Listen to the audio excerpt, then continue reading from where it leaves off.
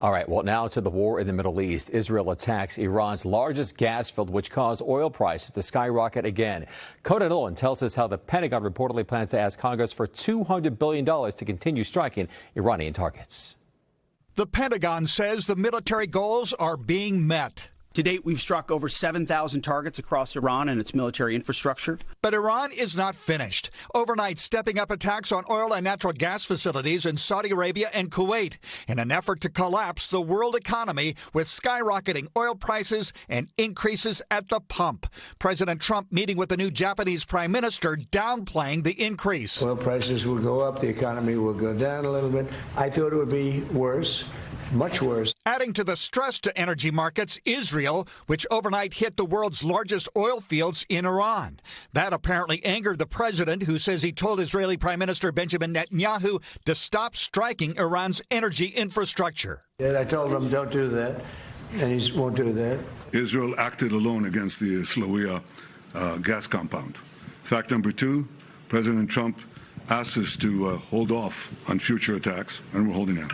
Mr. Trump has said protecting the world's energy was one reason he started the war. He also said Iran was about to attack the U.S. On Capitol Hill, intelligence officials in the hot seat once again, with Director of National Intelligence Tulsi Gabbard sidestepping a key question. Is there any evidence that Iran intended to conduct a preemptive attack on the U.S. prior to beginning this war, yes or no?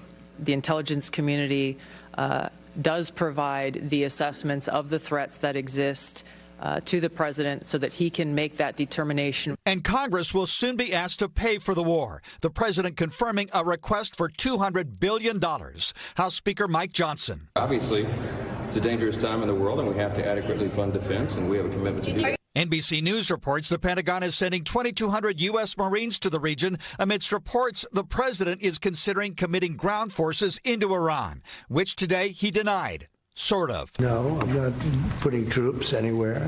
If I were, I certainly wouldn't tell you. Gasoline is up an average of 90 cents a gallon nationwide, with California by far having the highest price in the nation. That includes Hawaii. Jet fuel is up 70%, meaning airfare is climbing as well. And of course, anything that's on wheels, which is any product out there, that's going up in price too. The goal of the Iranians is to ruin the world economy.